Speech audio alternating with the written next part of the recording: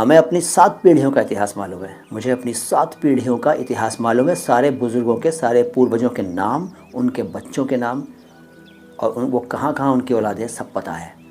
ऐसे नहीं, मैं अपना खुद का अध्ययन पहले कर चुका हूँ, तभी इतना बोलता हूँ। आज लोगों को अपने दूसरी पीढ़ी से आगे का पता नहीं होता है, लेकिन मुझे अपनी पिछली 7 पीढ़ियों का पता है। इस पर कभी फिर बात करूँगा। मुरव्वजा रिवाज में जो हो, प्रचलन में जो हो, सर अल्लाह को या अल्लाह कहना ठीक है, क्यों? या में क्या प्रॉब्लम है यार? या अल्लाह तो हम सुनते, कहते, बोलते, पढ़ते आ रहे हैं, लिखते आ रहे हैं। या मीन्स ओ गॉड, या अल्लाह, हे ईश्वर। या क्यों नहीं कह सकते? वो या उर्दू का थोड़ी है, ये या अरबी वाला है, ठीक है ना? या अल्लाह, ए खुदा, फ़ारसी में ए खुदा, अरबी में या अल्लाह, हिंदी में हे ईश्वर, अंग्रेज़ी में ओ गॉड।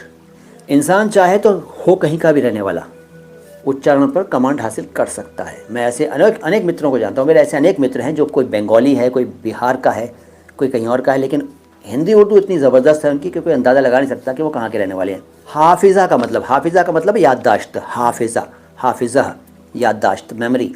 केविन सेवन कहते हैं ये बहुत अच्छी बात है। हमारी फैमिली की भी तकरीबन 5-6 पीढ़ियों की इन्फॉर्मेशन है। उसके पहले का तो ज्ञान नहीं है, उससे पहले का होता भी नहीं है आमतौर पर, जब तक रिटर्न में ना हो। पहले लिखने का रिवाज कहाँ था? लेकिन हमारे पास रिकॉर्ड, हमारा अपना रिकॉर्ड्स हैं हमारे पास, हमारे बुज़ुर्गों के पास इसका में परंपरा रही है लिखने पढ़ने की, तो वो पूरा रिकॉर्ड मेंटेन करते आ रहे हैं। हमें फ़ख्र है कि हम जानते हैं कि हम शुरू से कौन है, क्या है, सब पता है।